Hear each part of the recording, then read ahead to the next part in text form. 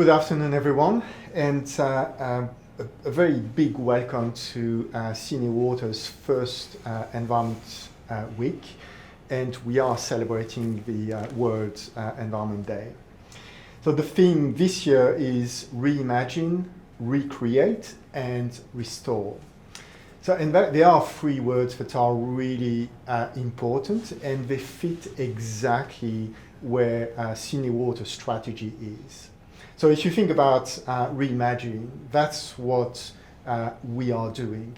We don't want to do water as we have been doing water for 130 years, simply because there are new things today, new technologies, smart technologies that we can include in what we're doing. Recreate because we are dealing with products that can create almost infinitely value. And think about water. The water cycle is a continuous recreation. Think about biosolids. Think about stormwater. That's about recreate. And restore. Think about what we're doing when we're talking about restoring, for example, a stormwater channel into a very nice natural creek. Restoring the environment we live in, absolutely critical. So today we've got a very special guest, Jon Dee. Thank you for being with us today. That's absolutely fantastic to have you.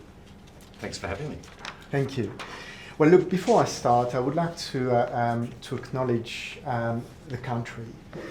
Really important. We know how important it is to acknowledge the country we live in.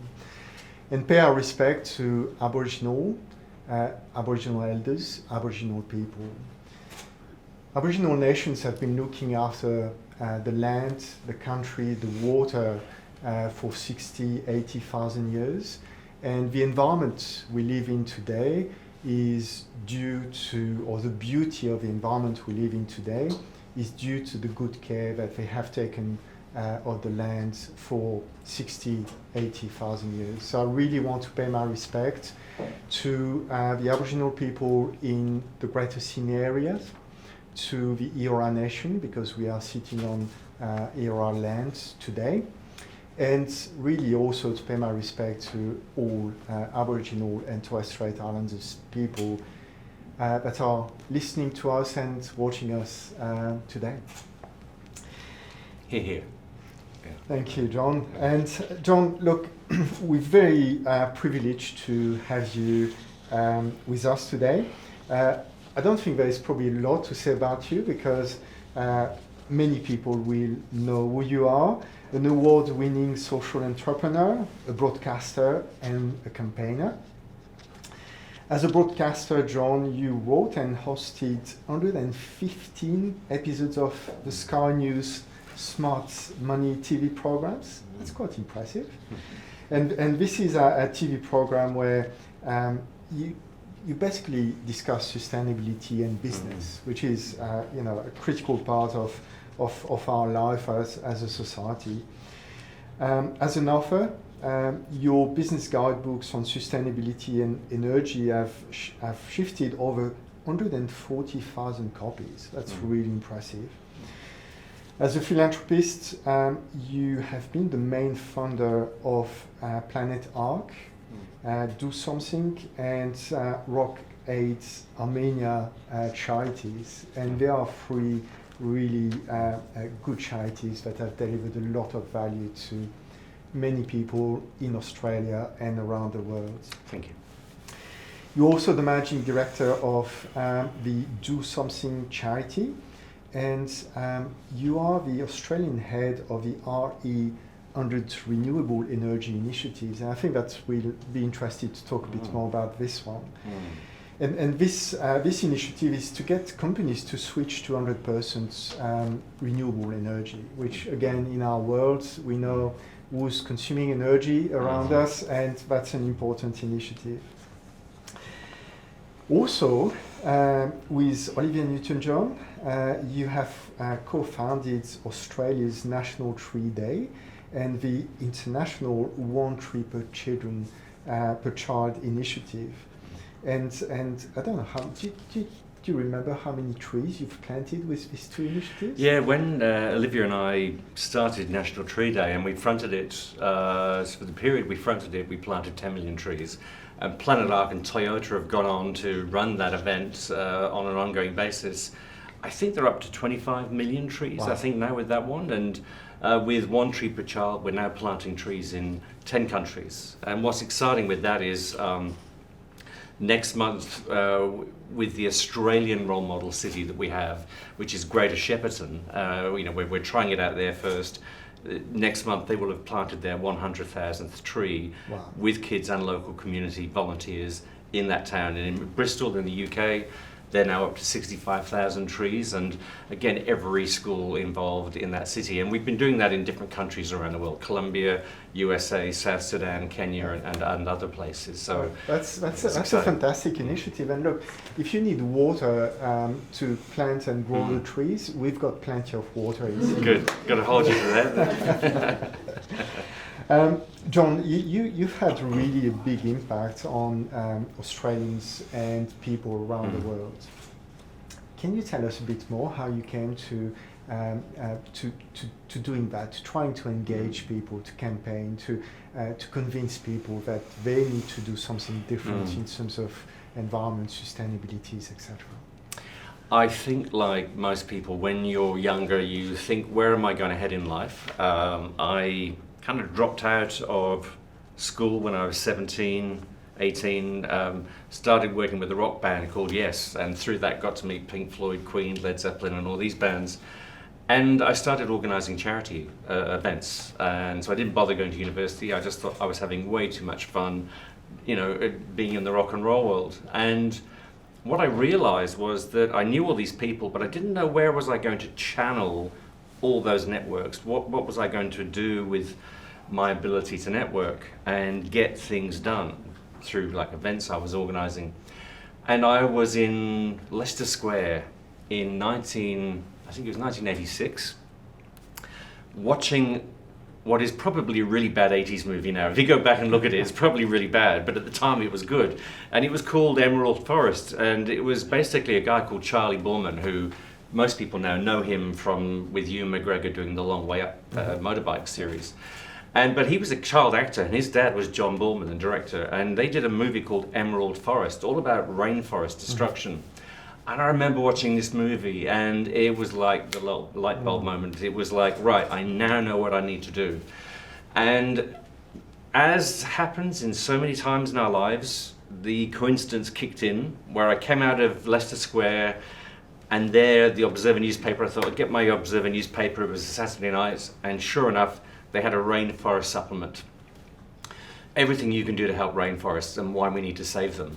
And I looked at this and I thought, this is a sign. And I read it and I thought, I've got to work for this organization. And within 4 days, I was working full time for them. And that was back in 1986. So that was my first full-time environment job back then.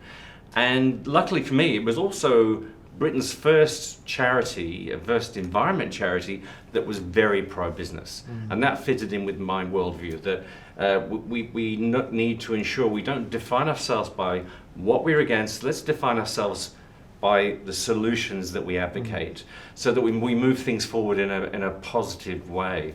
And the great thing with Earthlife is they worked with businesses to create change. And one of the key people there was John Elkington, who was a mentor for me. And he came up with the triple bottom line, which a lot of people kind of know about. And so many of us who ended up having careers, we all began at Earthlife. And so it was an amazing shooting star that kind of just triggered all these people to come together. It kind of trained us really well to take a pro-business approach, take a results-driven approach, that it's not just good enough to talk about these things, you should go out and get a measurable result. And so basically, Pat Cash and I, the tennis player, he called me up one night in 1991, in June 91, and said, I'm out of Wimbledon, I've got 2 cases of Stella Artois beer, I'm going away tomorrow for 2 weeks. If we don't drink them tonight, they're going to go off, right? And I thought, yeah, that appeals to me. That logic is good. And so I went to Pat's for dinner, and we got a little bit drunk, safe to say, but we then discovered that, I think I was 27, he was 26, and we both discovered that we were passionate about the environment, and so we decided to set up our own environment group. Pat had the idea that we should set it up in Australia on the grounds that, there was at that time only 20 million people, rich country, well educated, wealthy. If we can't get things right in Australia, Pat's argument was that, the world needs a role model country, and Australia he felt was the one. So I moved countries, and then the organisation became Planet Ark, and Pat and I got that going, got a lot of the world's biggest celebrities to help, and our focus was on getting people to create real change. And within 2 months of being here, Channel 7 gave us tens of millions of dollars of free airtime to go out and promote solutions in primetime TV. So it was exciting. So all the things I'd kind of dreamed of doing, coming to Australia helped me actually to make that happen. Yeah. That's a fantastic story. I really like your reference to business and KPIs and objectives, because we know the impact that businesses have, and we know that every one of us would be spending time at work every day, so it's quite a significant part of our life. As Senior Water, we're very conscious about the role that we have to play, not only with our people, but with also with the community that we serve. We've got a vision, and our vision is to create a better life. The way we do that is with water, because this is what we do. This is, we are a water It's kind company. of in the name, isn't it? Yeah, exactly. So, we can't do something different. Yeah. But, it comes with a number of things that we want to deliver. We're doing a lot of services to our people, so and that's how we create this better life. We also construct a number of infrastructure that will be creating an environment where the people, the communities will be living, and we want this environment to be a thriving, a green, lush, cool environment. So it's sometimes, and we have had this discussion with a number of people, sometimes people will think there is a contradiction between being green, being environmentally friendly, and being a profitable business, a successful business. We have had this discussion a number of times. I know that in the TV series that you're doing, you have been in contact with many very successful business from a business point of view, but also successful from a sustainability environment point of view. Can you talk to us about some of these companies that have been really can sort of set an example? Look, what was interesting about Smart Money was it was a TV series, first of its kind. There's never been a TV show in prime time about business sustainability, and so basically I did 115 episodes, did about 700 stories in total, and every story, the one criteria I set for the story was we had to show a business that was creating positive social or environmental change, and in doing so actually saving money or making money by doing that. And so there were literally hundreds of examples, both from here in Australia and around the world. So luckily every week I was able to do a live TV cross to the London Stock Exchange and interview the best people out of America and Europe from London. I also did a news segment where I was able to go around the world and film different companies. And so it's actually kind of hard to kind of separate the companies who are better than others. But if I can give a few examples, one company that really excites me is Apple. Apple is this incredibly successful company. But what they've done since Lisa Jackson joined them, Lisa used to be the head of the American EPA for Barack Obama, and she's a friend of mine. And she was the first African-American woman to be the head of the EPA in America. And when she went into Apple, she transformed it from a sustainability standpoint. So now when you get an Apple device, the aluminium is likely to be already recycled. They've got robots now that are doing recycling to extract materials so they can be reused again. If you look at the way that, they were one of the first big global companies to go 100% renewable, which they did very shortly after joining RE100, and I know we're going to talk about that shortly. But what I like is their innovative approach. So Apple have gone 100% renewable. They've also gone to their entire supply chain, and they've said, if you want to continue supplying Apple and working with us, and we want you to, we want you to join us on this 100% renewable energy journey. So they've managed to get over 100 really big companies, big supply companies, to agree to go 100% renewable. They're also being very innovative in the way they're working with their supply chain. So they have a thing called salmon gold. Now, if you go to Canada and certain parts of America where they used to have gold mining, and people would, they'd be there trying to get the gold, and they'd be using a whole bunch of nasties to kind of extract the gold. The problem is you ended up with a lot of mess left in the rivers from these gold mining operations and gold fossicking. And so Apple is a key part of helping to clean up these rivers, because what happens is they guarantee that when these companies go in to clean up the rivers, any of that gold they get, basically Apple will buy and use it in their products. And so that whole regeneration of those waterways, which are critical for salmon, and critical to have the need to be cleaned up, Apple is basically underpinning that with a couple of other companies, and they're buying the gold that is underpinning the whole thing. So I like the fact that they're taking these really innovative approaches to it. Same with IKEA, Anheuser-Busch, Lego. There's some very, very interesting companies doing some amazing things around there. Great website if anyone wants to kind of keep tabs on this and get inspired. Two websites I go to every day, ed.net, edie.net, just about business and how we're successfully changing the world for the better, and there's businessgreen.com is another one. What's exciting about those websites is they every day are telling you all these new things that businesses are trying. And here's the bottom line. When I worked at Earthlife back in '86, our byline, the motto for the business, the charity, was where conservation means business. We wanted to show that we went business. We wanted to get results.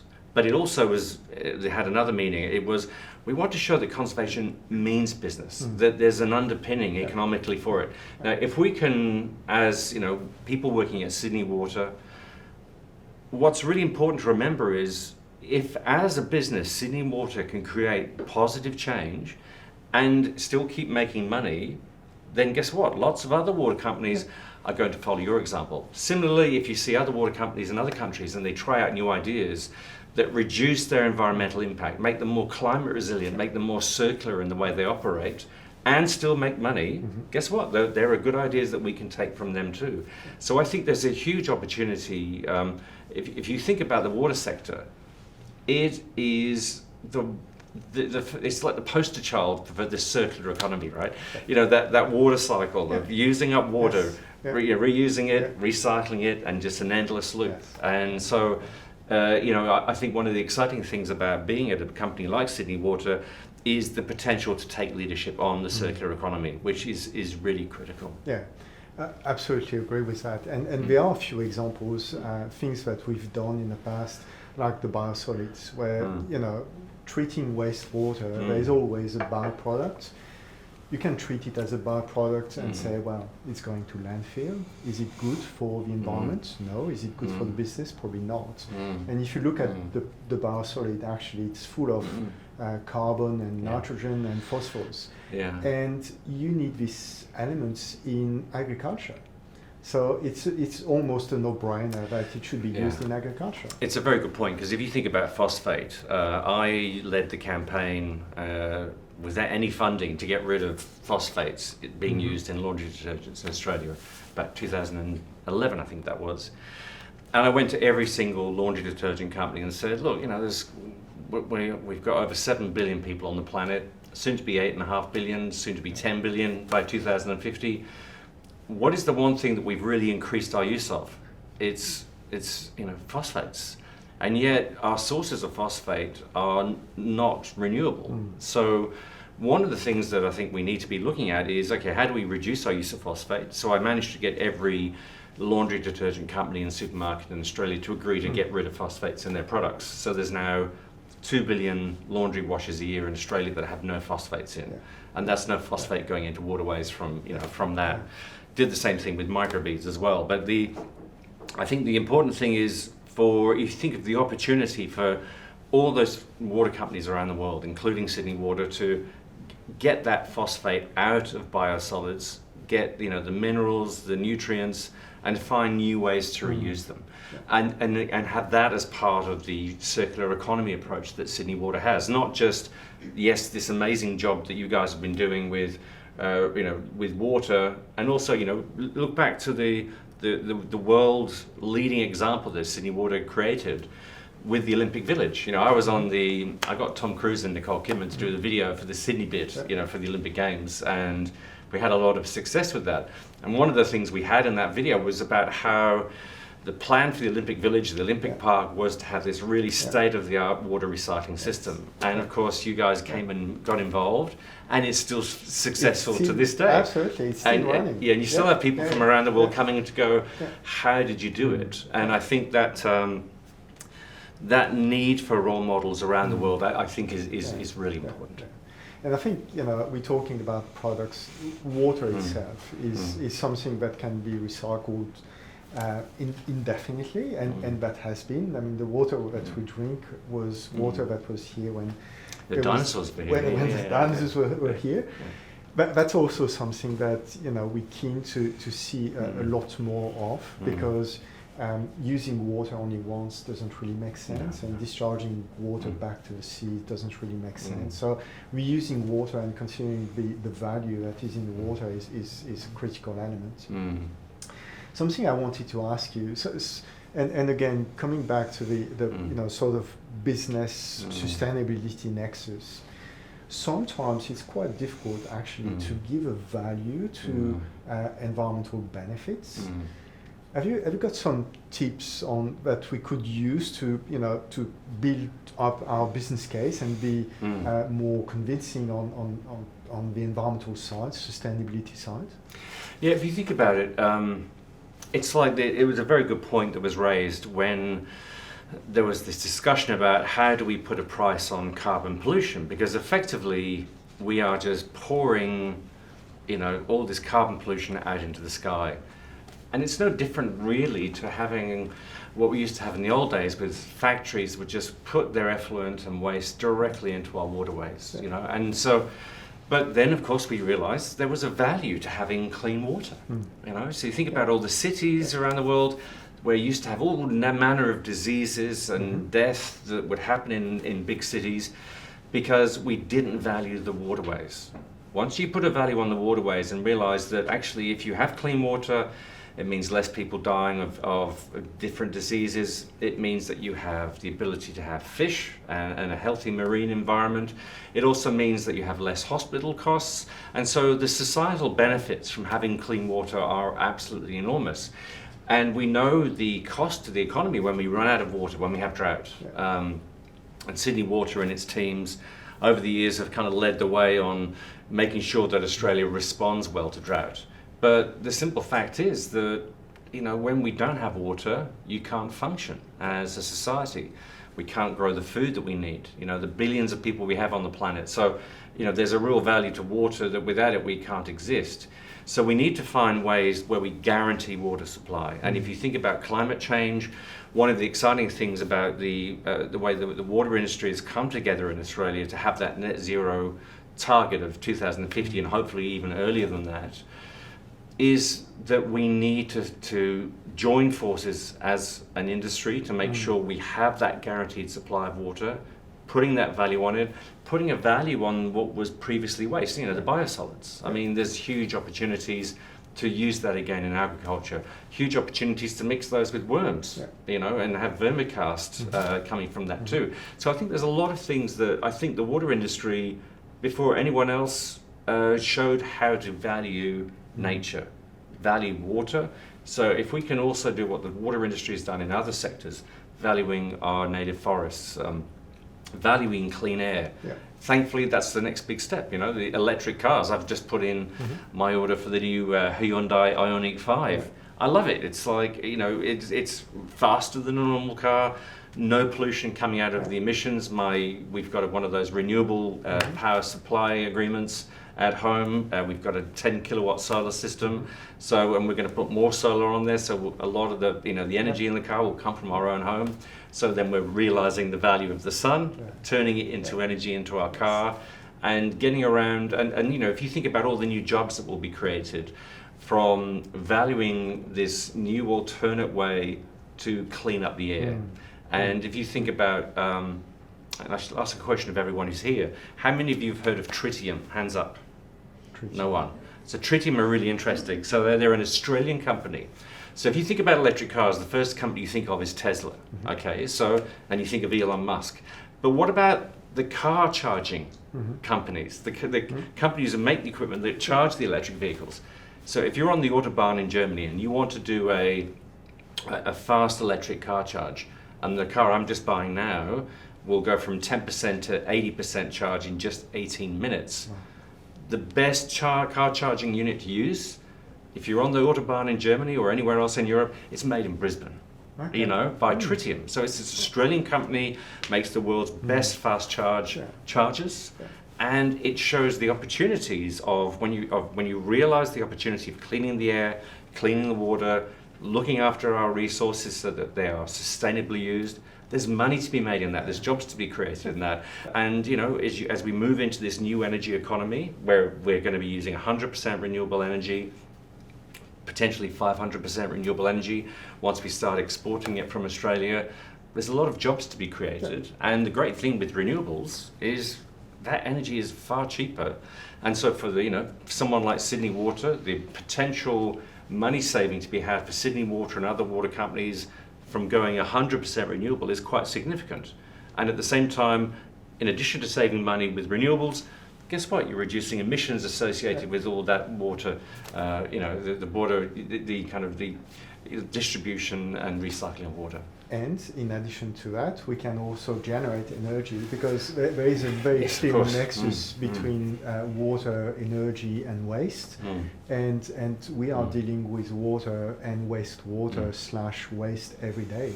So for us, it's a no-brainer that if we can develop this nexus between what we're doing and the energy world, it makes a lot of sense. So not only buying. Now, there is in energy and water the public awareness is a really important part of it, because if people are not convinced that we need to do energy differently, we need to stop using fossil fuels, we need to move to renewable energy. If people are not convinced that we should use the water more than once, then it is really difficult to make it happen.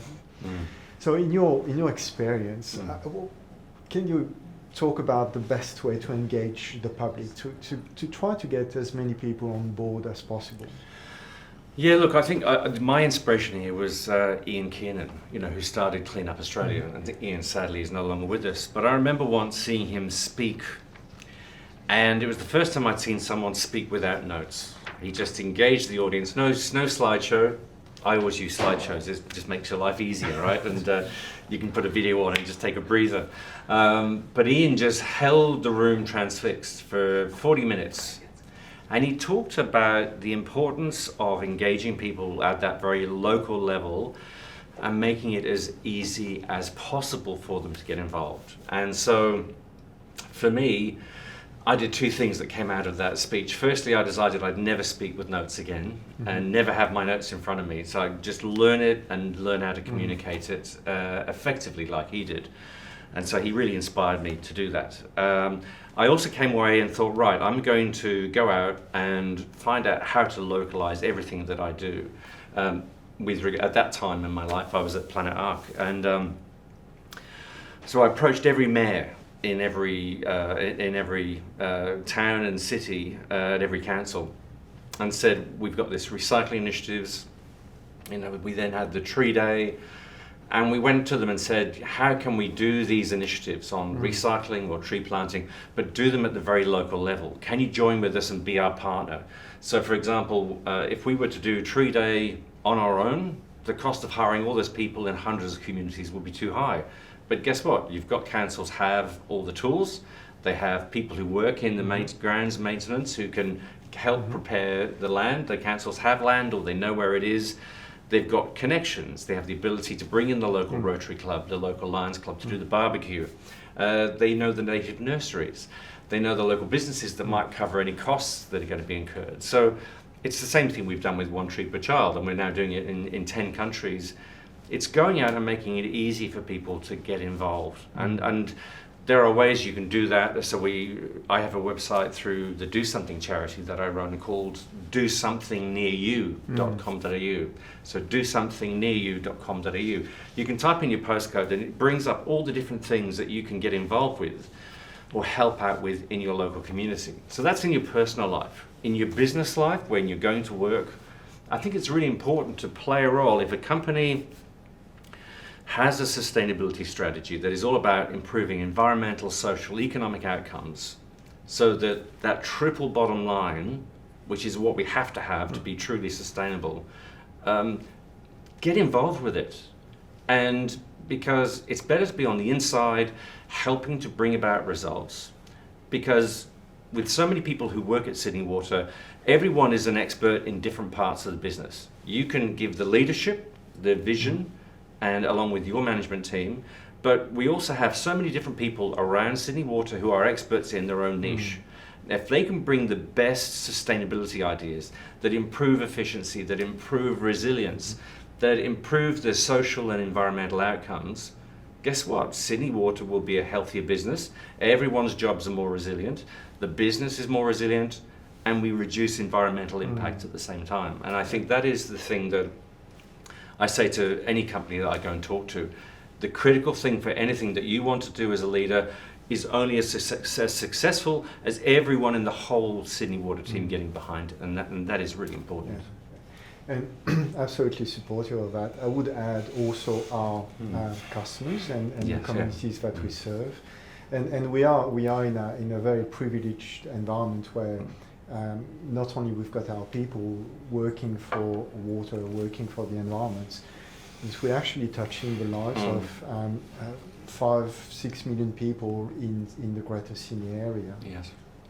And sometimes, not to be, not to be shy about saying that, but sometimes we have difficulties, I guess, translating the fact that when you open the tap or flush the toilet, then actually there is a lot happening upstream and a lot happening downstream.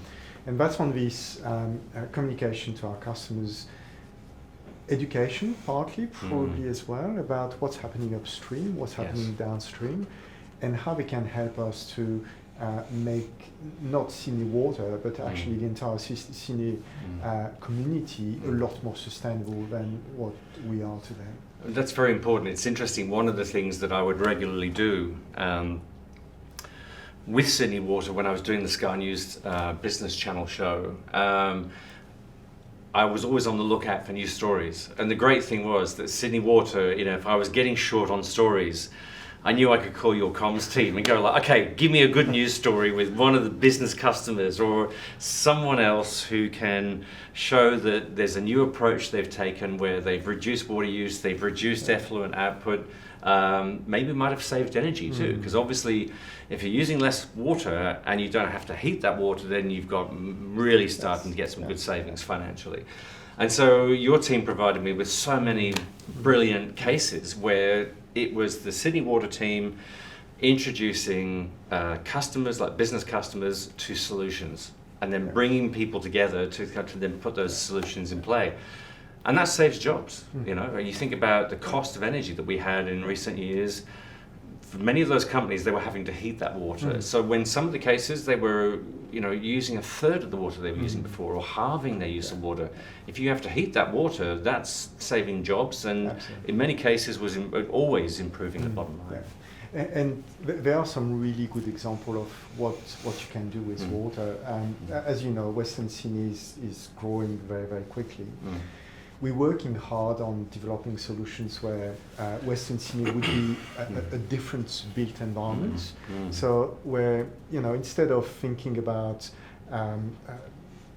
doing water as we did it elsewhere. Yeah. It's more about making sure that the water stays local, Yes. and that we reuse the water locally to grow trees, have water feature, have amenities, and create an environment that is really an environment where people really want to live and work in and are happy with. And that's a very different approach. Yes. But that includes convincing a number of different stakeholders that actually you can build a city in a completely different way, and you can build a city around the blue-green infrastructure, Yes. which makes it a lot more livable, simply. That's really important because, if you can close the loop, so you're not having to transport water over great distances, but actually can, because the whole circular economy notion, of course, is that the traditional economy is you take things, you turn them into something. You might have a little bit of recycling, but as a whole, it just gets, it gets thrown away. And so I think there's a great opportunity with Western Sydney, because if you think about climate change and the way everything's going to heat up, who's going to feel that first? Western Sydney's going to get it more than anywhere else. I live in the Blue Mountains, and you just look at Western Sydney and just know that sometimes you come down there and it's always way hotter than here on the coast or up in the Blue Mountains. And so it's really critical that we think of ways to shade those areas. We think of ways in which to have a more circular approach to our economy. That's not just about, as you rightly said, reusing that water, keeping it in a loop, but also thinking about where do we get food from. So there will be more urban farming. There's people like Mike Cannon-Brooks, the billionaire who co-owns Atlassian and co-runs Atlassian. He's working on urban farming. We'll need water for that. And so if you look at supermarkets now in the UK, they're growing certain vegetables and salads in the supermarket. And so you need more water for that kind of thing. So wherever we can do these things locally and keep it within the system, so when a company, say in Western Sydney, has something left over from a production process, who else in Western Sydney can we give that material to, so it's not seen as a waste, it's seen as a new resource for another product. Absolutely. And I think water plays a critical role in that. We in Western Sydney, we just designing and we'll be building an advanced water recycling center, which is going to do exactly that. So produce water with different qualities, because you need water for trees, but you need water for agriculture, and the water for agriculture, even if it's high-tech agribusiness, we need some nutrients and some not. If there is a microchip factory in Western Sydney, they will need ultra pure water. So designing the water factories in a completely different way is important. In what we did in Western Sydney, we demonstrated that actually you can reduce the temperature by something like between 4 and 5 degrees by simply having trees in the city, and that's a massive change when you live in a hot and dry environment.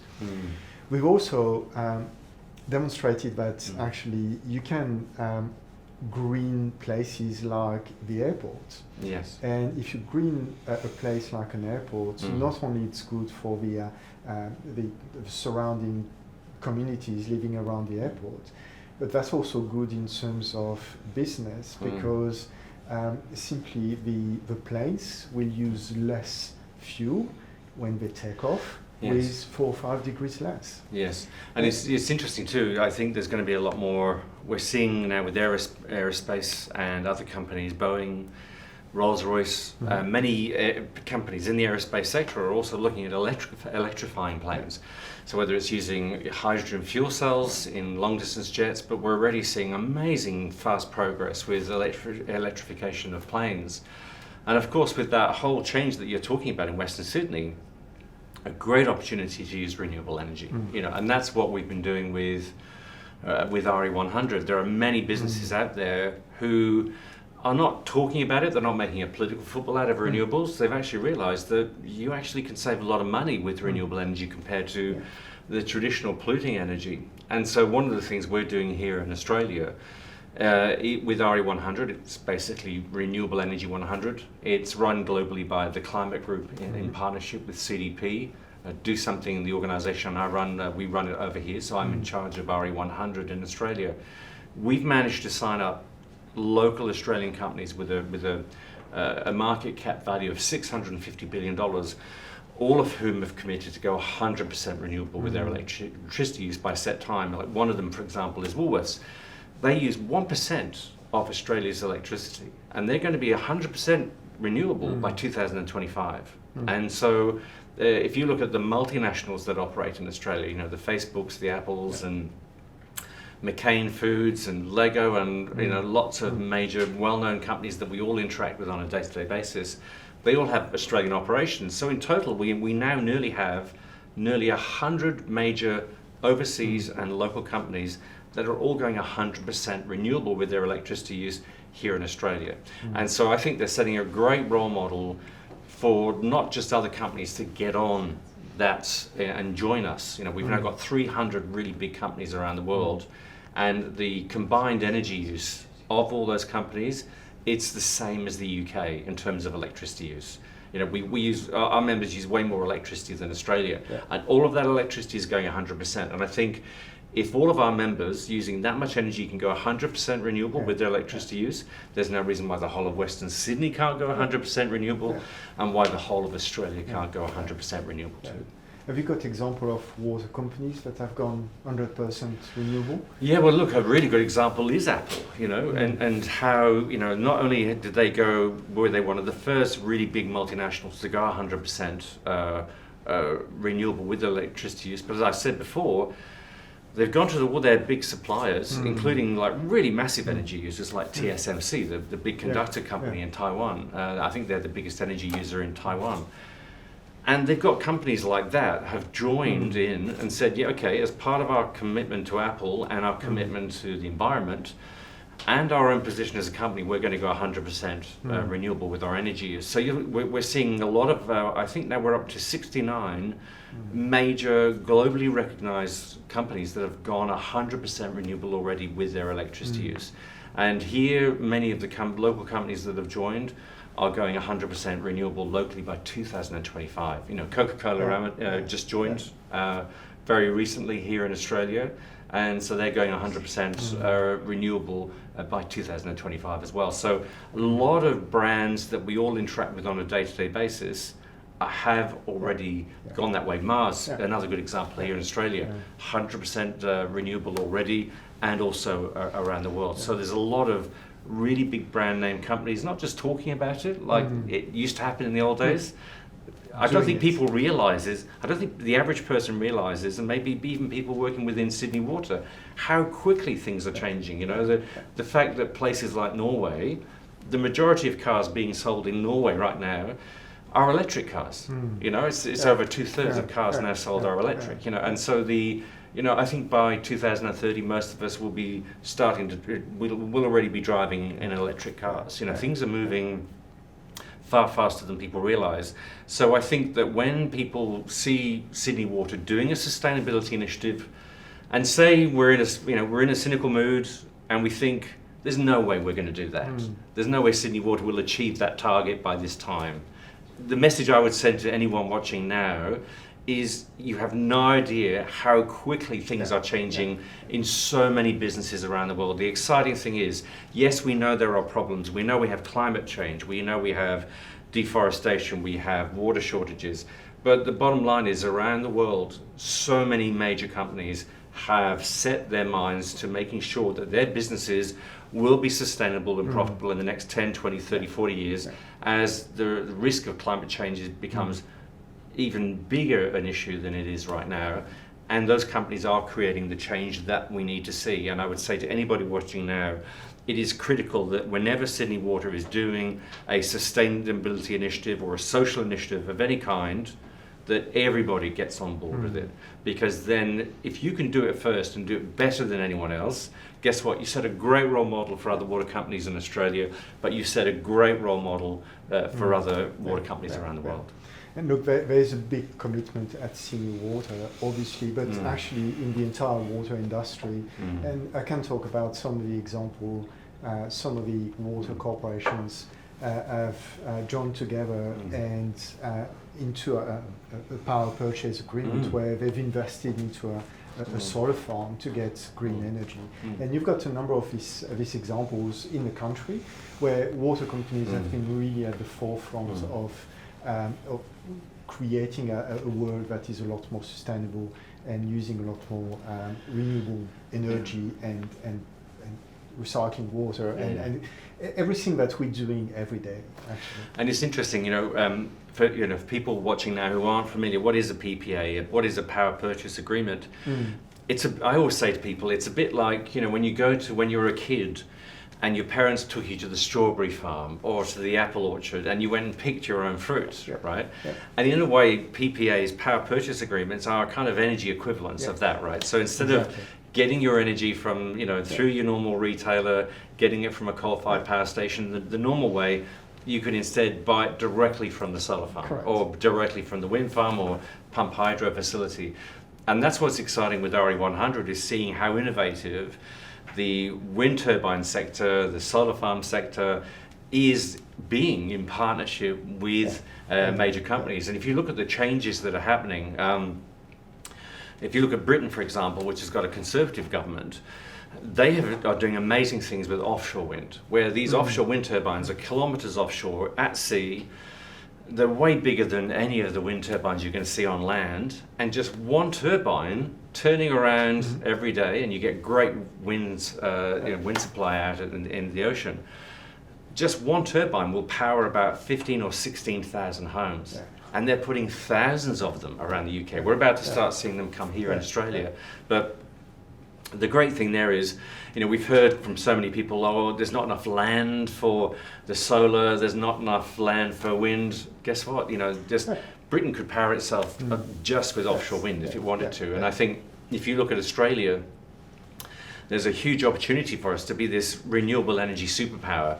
We could be the OPEC of solar. If you think about just the smallest part of Australia could power the entire world, and there's great opportunities as the water industry, as you know, is looking at how do we use hydrogen. Hydrogen energy's got huge opportunities, especially if you can liquefy it or send it overseas, and so there's great opportunities to replace liquefied natural gas with hydrogen that is created only using renewable energy. Great opportunities, I think, there for the water sector.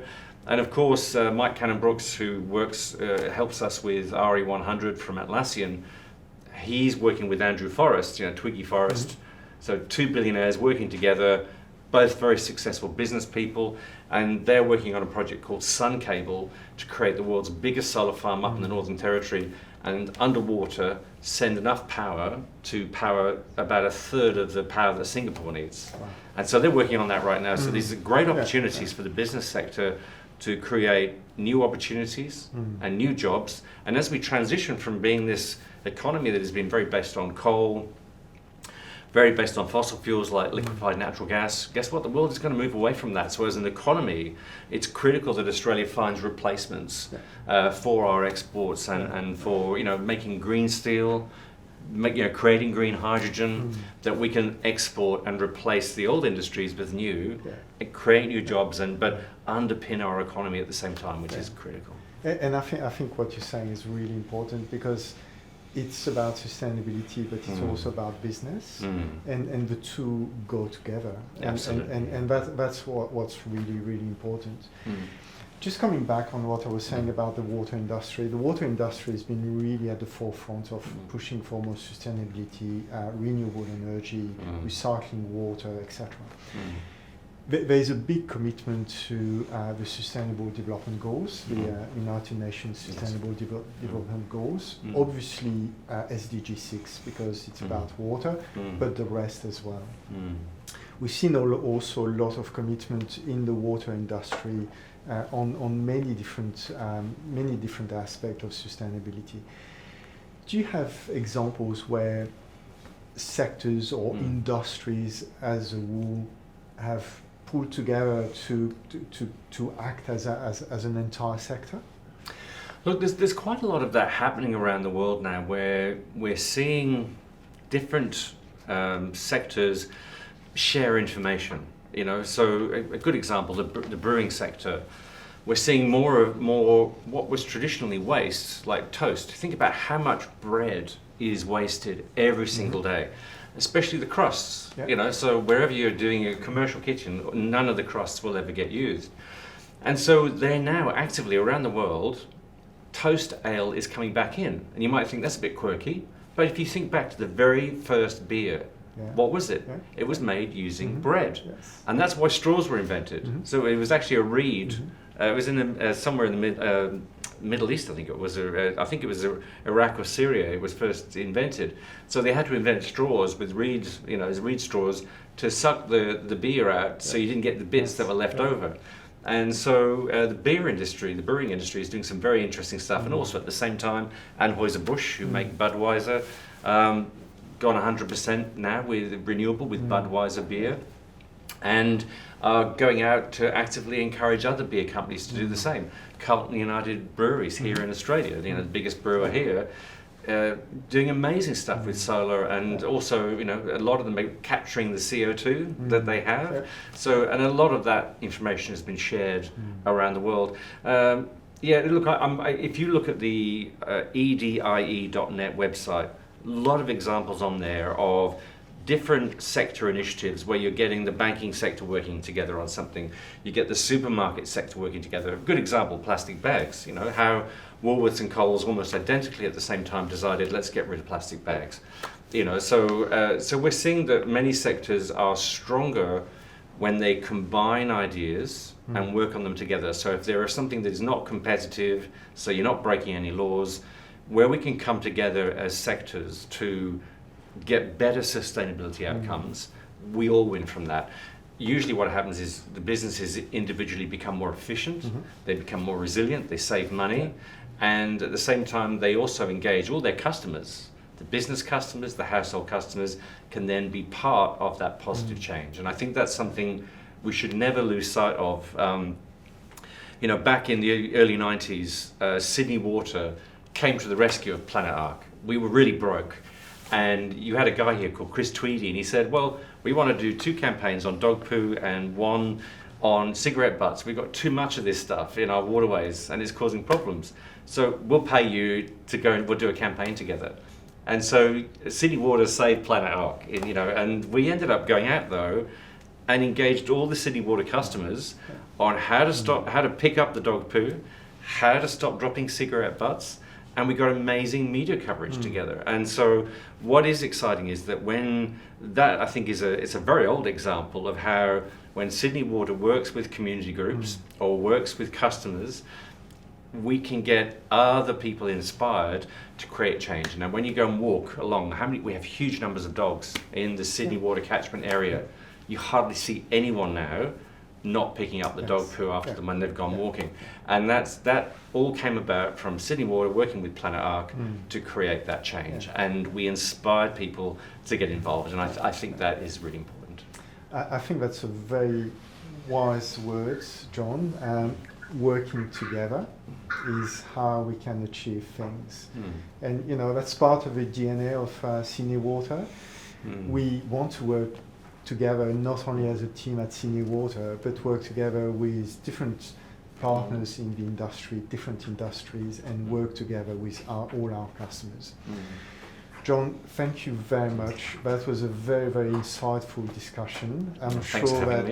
I'm sure that everyone has taken a lot out of it, so thank you very much. Thank you. You're the new Michael Parkinson of the water sector. And it was a very good interview too. I'm not used to having the roles change, so thank you for that. Yeah. Thank you, and to everyone. Look, it's Environment Week this week, but environment is just not. It is not just a week. Environment is every day. This is where we live, and this is really important that we all do our bit to make sure that we continue to live in a sustainable world, and we create a world that is even more sustainable tomorrow. Thank you very much. Thanks again, John. And thanks everyone. Thank you.